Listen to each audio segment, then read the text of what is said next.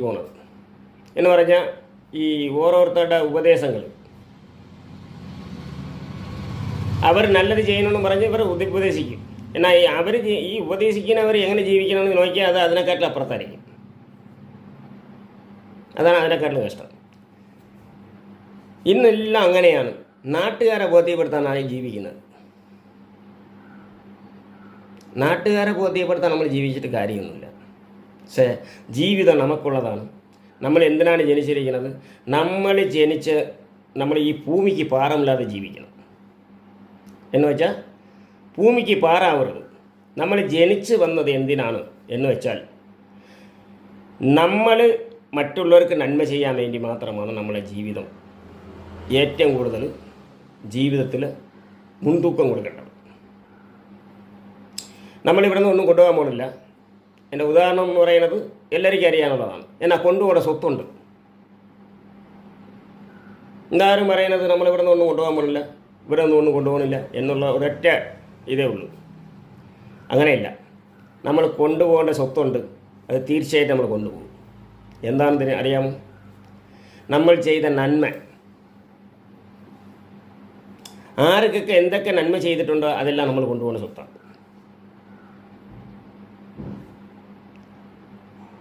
നമ്മൾ നന്മയിൽ ചെയ്യുന്നത് കൊണ്ട് മാത്രമാണ് നമുക്ക് ആരോഗ്യത്തോടെ ജീവിക്കാൻ കഴിയുന്നത്. അത് വേറൊരു സത്യം.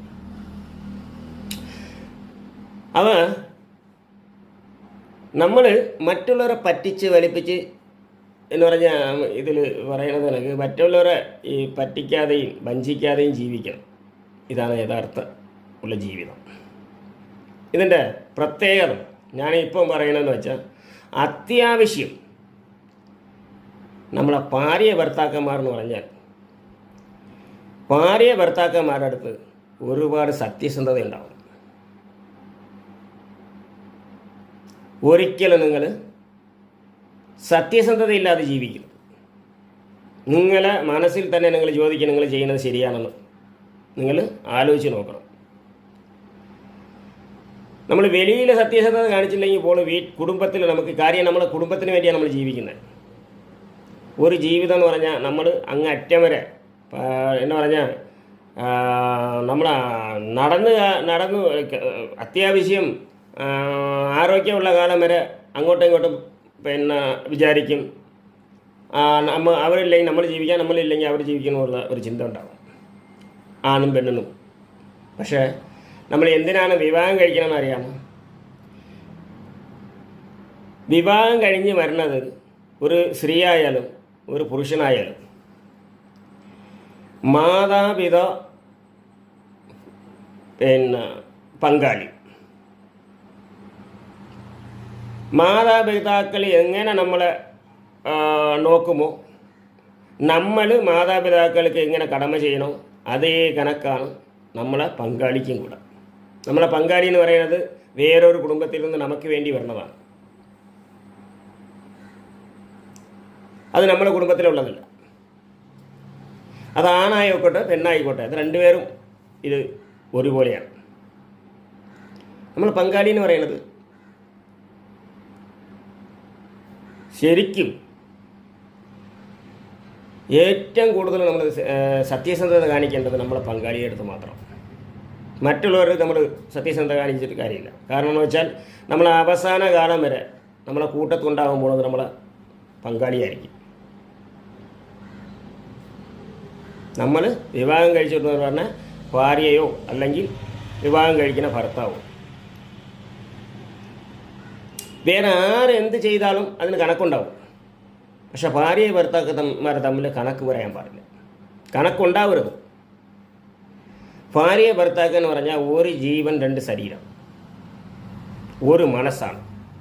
അങ്ങനെ ജീവിക്കുന്നവർക്ക് മാത്രമേ ഒരു കുടുംബമായിട്ട് ജീവിച്ചിട്ട് കാര്യമുള്ളൂ. അല്ലാതെ ആരെങ്കിലും ബോധ്യപ്പെടുത്താൻ വേണ്ടി കുടുംബമായിട്ട് ജീവിച്ചിട്ട് ഏതൊരു പ്രയോജനമില്ല. നമ്മളെ ജീവിതത്തിൽ നമ്മൾ സത്യസന്ധത പുലർത്തേണ്ടതെന്ന് വെച്ചാൽ ഭാര്യ ഭർത്താക്കന്മാരുടെ അടുത്ത് ഏറ്റവും കൂടുതൽ സത്യസന്ധത നമ്മൾ പുലർത്തേണ്ടത് ഭാര്യ ഭർത്താക്കന്മാരുടെ അടുത്ത്. ഒരു കാരണവശാലോ ഭാര്യ ഭർത്താവിൻ്റെ അടുത്ത് കള്ളത്തരം ചെയ്യാൻ പാടില്ല. ഭർത്താവ് ഭാര്യ എടുത്ത് കളഞ്ഞെന്ന് ചെയ്യാൻ പാടില്ല. രണ്ടുപേരും അതാ പറയുന്നത്, ഒരു മനസ്സും രണ്ട് ശരീരമായിട്ട് ജീവിക്കണം. അത് വളരെ അപൂർവം പേര്, ചില അപ്പൂപ്പന്മാർ അമ്മമ്മമാരെ കണ്ടിട്ടില്ലേ, അവർ വിട്ടുപിരിയില്ല. അവരുടെ ആ ഒരു ജീവിതത്തിൻ്റെ രീതി എന്താണ്, അവരൊന്ന് എങ്ങനെ ജീവിച്ചിരിക്കണമെന്ന് ചിന്തിച്ചു നോക്കണം.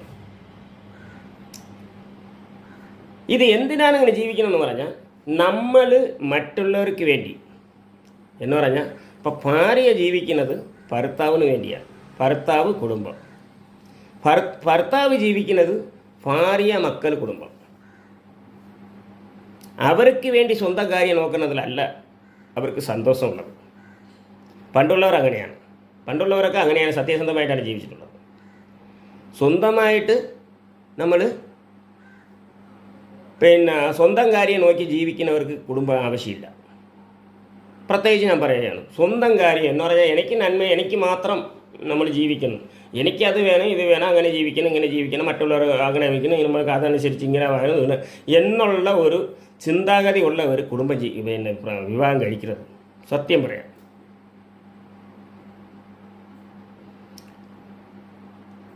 നമുക്ക് നമ്മളെ സന്തോഷം മാത്രമല്ല വലുത്. നമ്മളൊരു കുടുംബം എന്ന് പറയുമ്പോൾ രണ്ടുപേരും കൂടെ,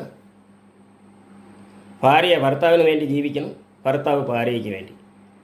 രണ്ടുപേർക്കും ഒരു ഉമ്മപ്പണി വന്നാലും ശരി തന്നെ, അത് രണ്ടുപേരും കൂടെ കൃത്യമായിട്ട് അതിനെ മനസ്സറിഞ്ഞ് ജീവിക്കണം.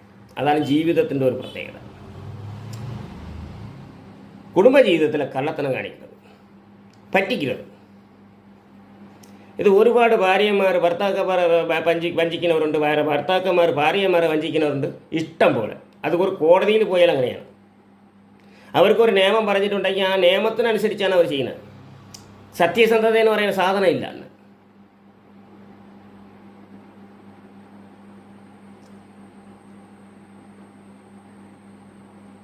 ഇത് മറ്റുള്ളവരടുത്ത് ചെയ്യാം.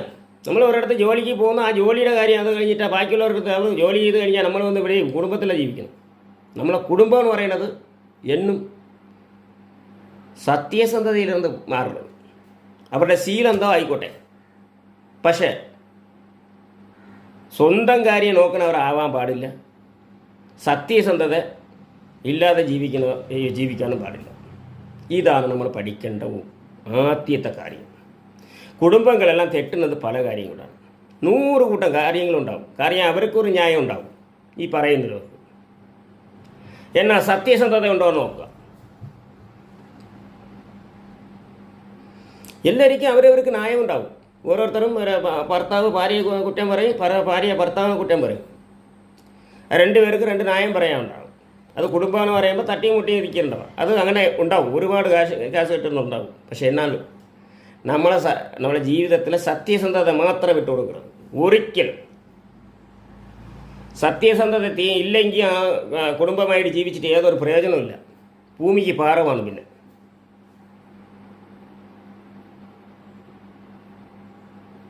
മനസ്സിലായില്ലേ? നമ്മൾ ഒരു കാരണവശാലും സത്യസന്ധത മാത്രം വിട്ടുകൊടുത്ത് കളയണം.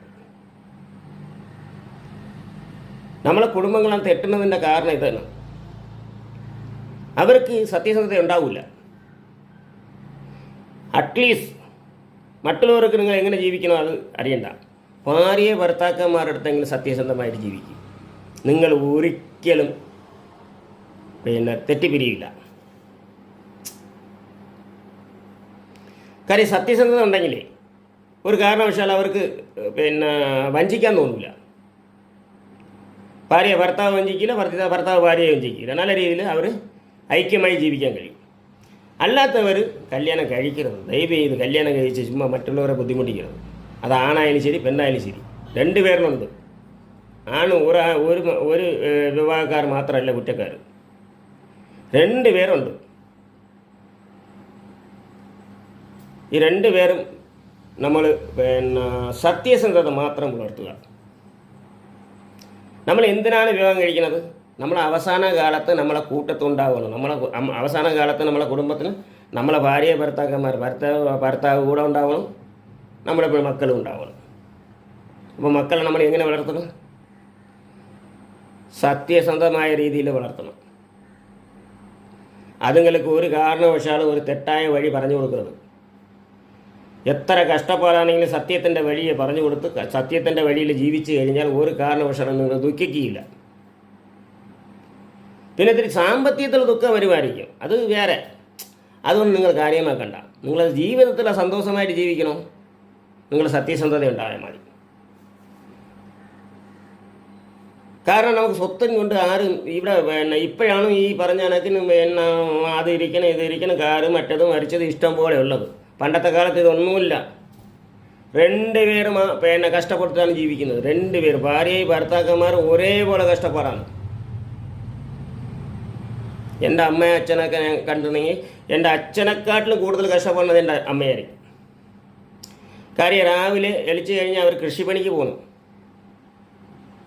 വിലയിൽ എല്ലാം തൊലിയടിച്ചിട്ടുണ്ടാവും, കുറച്ച് നിലമൊക്കെ കാണും. ഈ നിലത്തിലേക്ക് സ്വന്തമായിട്ടാണ് കൃഷി ചെയ്യുന്നത്. മറ്റുള്ളവർക്ക് എല്ലായ്പ്പോഴും നമ്മൾ കൂലിക്ക് ആലോചിക്കാൻ കൂലിയല്ലോ. മാക്സിമം ഒറ്റയ്ക്ക് ചെയ്യാനുള്ള ജോലികളെല്ലാം ഒറ്റയ്ക്ക് തന്നെ അന്നത്തെ ആൾക്കാർ ചെയ്യുന്നത്. അത്ര കഷ്ടപ്പെട്ട് ജീവിക്കുന്നവരാണ്. രാവിലെ ഞാൻ ഉറക്കം വിളിക്കുന്നത് തന്നെ ഈ മോര് കടയുന്നതനുസരിച്ചാണ്. ഈ മോര് പണ്ടുള്ള ആൾക്കാർ ഈ പാലിന് 2 നേരത്തേക്കും കാച്ചി വെച്ചിട്ട് രാവിലെ ഇതിനെ എടുത്തുകൊണ്ട് വന്നിട്ട് ഒന്ന് കടയും മോറാക്കിയേ പറ്റുള്ളൂ. അന്ന് തൈരെന്ന് പറയുന്ന സാധനം ഇല്ല. തൈരൊക്കെ പിന്നീട് വന്നതാണ്. നമുക്ക് പാല് കഴിഞ്ഞാൽ പാല് കാച്ചിട്ട് മോറെടുക്കും. മോര് വെണ്ണ എടുത്തത് കഴിഞ്ഞാൽ അത് മോറാവും. മോറ് മാത്രമേ അന്ന് ഉണ്ടാകുന്നുള്ളൂ. മെയിനായിട്ട് മോറാണ് നമ്മളെ ഇത്. തൈരെന്ന് പറയുന്ന സാധനം ഇല്ല അന്ന്. കാര്യം തൈരായിട്ട് നമ്മൾ ആരും കഴിച്ചിട്ടില്ല. അതൊക്കെ പിന്നീട് ഈ നമ്മളെ ഇതിൽ വന്നതാണ്. ഈ പറഞ്ഞ കണക്കിന് ഇപ്പം ആളുകൾ തൈരാക്കി മാറ്റി അതിൽ കെമിക്കൽ ചെയ്ത് തൈരായിട്ട് മാറ്റുന്നത്. എന്നാൽ പുളി ഇതുകളൊക്കെ വെച്ചാൽ തൈരായി മാറ്റി വരികയാണ്. ശരിക്കും തൈരാക്കിയിട്ട് വരണത് പണ്ടത്തെ കാലത്ത് നമ്മൾ തൈരായിട്ട് ഉപയോഗിച്ചിട്ടില്ല. നമ്മൾ ഈ എവിടെ പോയാലും സീന വന്നു കഴിഞ്ഞാൽ ഏത് വീട്ടിൽ പോയാലും അവരെ വീടുകളിൽ 2 പശുക്കളും കാണും, അതിൻ്റെ മോര് കാണും. നമുക്ക് താകത്തിന് തരാം. നമ്മൾ ആദ്യം ചെന്ന് കഴിഞ്ഞാൽ ഇന്നത്തെ കണക്ക് കൂൾ ഡ്രിങ്ക്സും മറ്റേ കെമിക്കലുകളെല്ലാം കൊണ്ടു തരണത്.